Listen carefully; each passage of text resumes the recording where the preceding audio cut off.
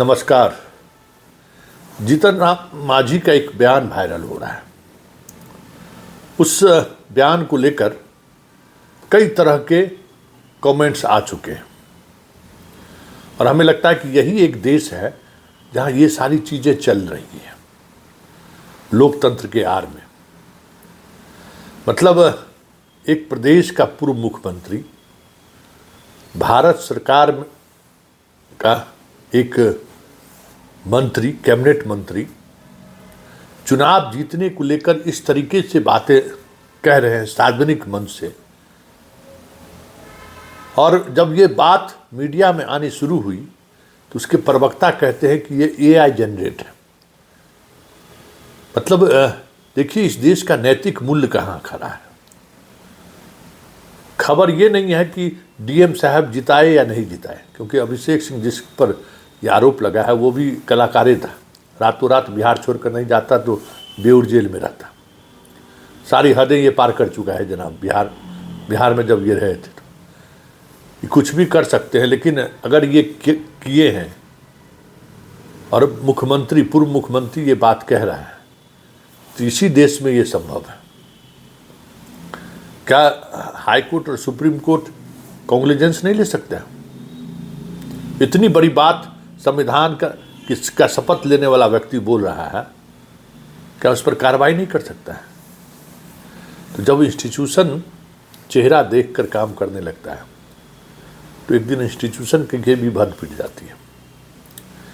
और देखिए, बेशर्मी देखिए कि जीतन राम मांझी के उस बयान के बाद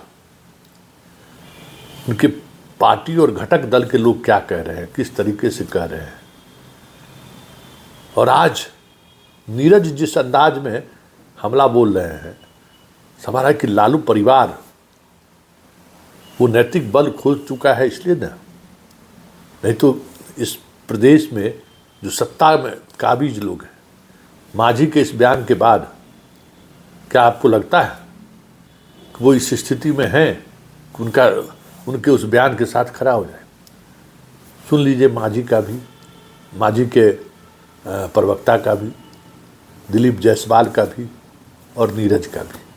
और बयान सुनकर समझिए कि अगर संवैधानिक पद पर बैठा हुआ व्यक्ति इस तरीके से झूठ बोल सकता है या इस तरीके से एक मुख्यमंत्री की ऐसी बातें, जो बातें पूरी तौर पर अनैतिक हैं, उसके साथ खुलकर खड़े हो सकता है, उसके उस बयान को जस्टिफाई करने की बात तो नहीं, लेकिन उस बयान को लेकर इस तरीके से बातें को रखना, यह इसी देश में संभव है।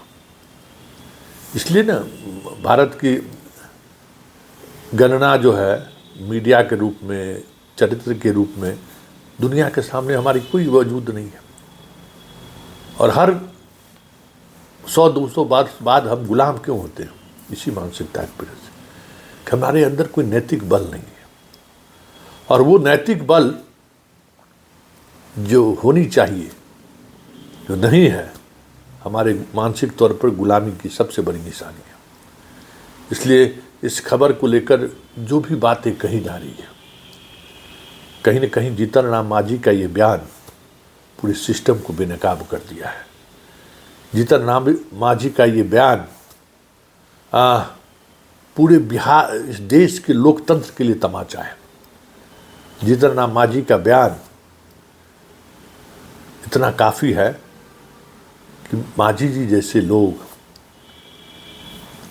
लोकतंत्र में जो लोगों का आस्था है, उस आस्था को इन्होंने कुचला ही नहीं है, दमन ही नहीं किया है, उस आस्था को उंगली भी दिखाया है। सुनिए और शांति से सुनिए, इसी देश में ये चीजें हो सकती। एक सीट गलती से हार गलन। अगर हमारा वो कहतन रहल, जैसे 2020 में कहलन हल कि हम हार रही है कोई उपाय, उस समय 2700 वोट से हारत हलन। हम प्रयास के लिए जीत गलन। इस साल वो मात्र 1600 वोट से हार रहा। दुर्भाग्य हमर है, उनका का दिमाग हो गई, हमरा से बात नहीं कैलन और सीधे मैदान छोड़ के भाग गए।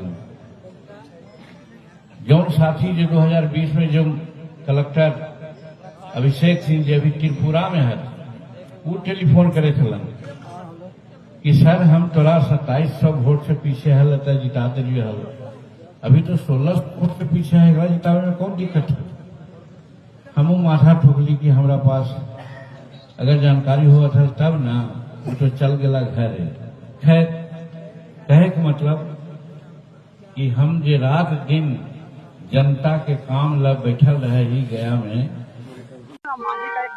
जीतन राम मांझी जी ने स्पष्ट कहा है कि चुनाव के समय जो ऑब्जर्वर आते हैं और आरओ की जिम्मेवारी है कि जो चुनाव में मतदान हुआ है उसकी सही संख्या को देखते हुए रिजल्ट प्रकाशित किया जाए। लेकिन कभी कभी इस तरह होता है, अभी जैसे सीतामढ़ी परिहार में 18,000 वोट से गायत्री देवी चुनाव जीत रही, अंतिम राउंड में जीत रही थी, फिर भी ऑब्जर्वर ने 6 घंटा तक रोक करके रखा था। तो इस तरह की समस्या आती है, तो उन्होंने कहा कि इस तरह के समस्या को दूर किया गया और जो वोट गिनती नहीं हुआ था अंतिम राउंड का, वो इसकी चर्चा करना डिटेल नहीं बता पाए हैं उसमें, तो उसकी जब गिनती हुई तो हमारे उम्मीदवार उसमें जीते। उन्होंने कहा है कि जब हार रहे थे उस दौरान कॉल हमें किया गया था। हाँ, चूंकि वो अंतिम राउंड का जो है वो गिनती नहीं हुआ था, तो अंतिम राउंड का गिनती हुआ तो उसमें वो चुनाव जीते, तो कॉल किया गया कि उसके बाद रोक दिया गया है वहां पर, तो अंतिम राउंड का गिनती हुआ और उसमें वो जीते। तो वो स्पष्ट उसको डिटेल जो है वही मैं बताना चाहता हूँ। हरिभूषण ठाकुर बचौल कह रहे हैं कि हिजाब पहनने वाले लोग जो होते हैं वो गलत काम करते हैं।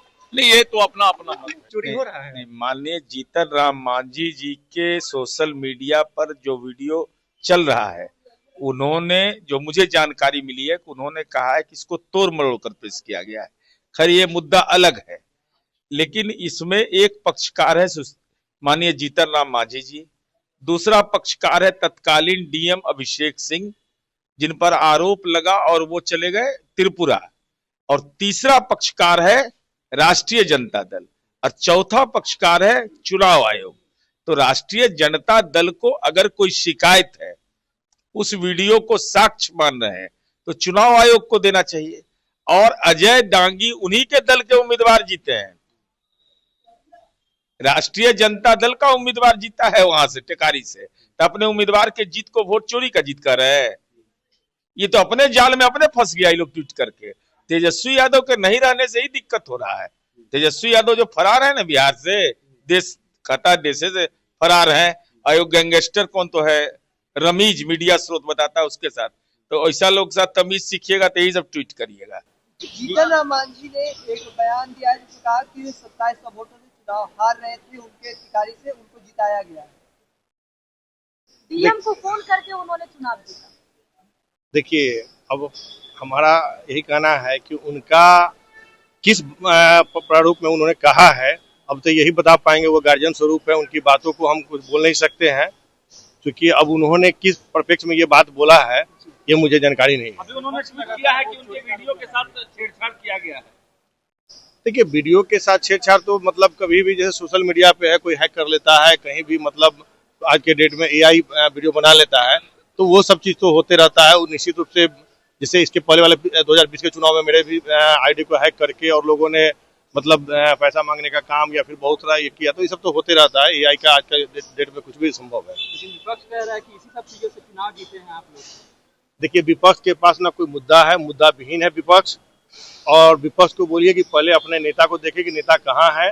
बिहार में जब विपक्ष की बात रखने वाले उनके जब नेता ही यहाँ नहीं है, तो विपक्ष की बात करना ही बेकार है। क्योंकि आप देख रहे होंगे कि जब 5 दिन के सदन में उनके नेता नहीं रह सकते हैं, जो कि बिहार के लिए इतनी बड़ी उपलब्धि थी इस चुनाव की, और इतने मैंडेट के साथ एनडीए जीता था, और उसके बावजूद विपक्ष के नेता अगर चुनाव